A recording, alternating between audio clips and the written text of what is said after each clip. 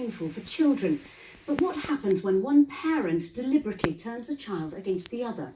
Research suggests thousands of children across Wales are experiencing what's being called parental alienation. It's prompted calls for frontline staff here to be given training to help identify cases and for the impact it can have to be recognised. Ben Price has this special report. When parents go their separate ways, it's often the children left in the middle who suffer the most.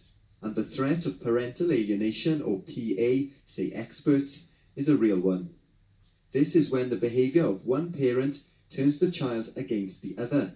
It affects fathers and mothers equally, but it can also put children at risk of serious emotional harm. Stephen is from South Wales. We've hidden his identity to protect his child. For almost a year, he's been locked in a bitter battle with his ex-partner over contact time with his daughter. Stephen says his daughter's mother has tried to alienate him.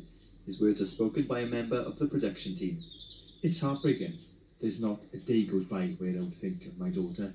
You know, I made memories with my daughter. We went to parks, ponds. We weren't one of those that stay in the house. We did everything together. Rather than counting down days to a birthday or anything else, something that she should be looking forward to, instead she's counting down days that she hasn't seen her father. Stephen says false allegations have been made against him. This has meant going weeks without seeing his daughter while the claims are investigated. It wrecks your life. It totally turns your life upside down. You end up suicidal. I'm a father and just a dad, like all the other parents out there, fighting to see their children. One expert on parental alienation has told this programme she believes frontline staff should be better informed about the impact of parental alienation. I think it should be a requirement that the issues of parental alienation and this complex dynamic that occurs in families is taught to all those frontline staff in their basic training. And this is a severe form of child emotional abuse when it's most severe and pure form.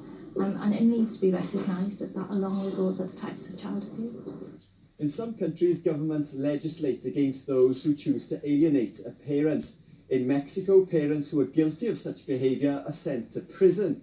But there are those who don't recognise parental alienation as a form of abuse. In the UK, some judges are starting to do so, but there's no formal legislation. There are also concerns among legal professionals about the time it can take to complete a report if one parent makes an allegation against the other. If the allegations are unfounded, but a parent remains hostile to contact, then it can be months before a child sees the other parent again. Often I find that cases take over 6 months to even reach the final stage where a hearing will actually resolve the matter. And of course, in that period, if there's been no contact whatsoever between a child and a parent, it's absolutely atrocious for the court, for the child to re-establish that relationship, which is effectively lost.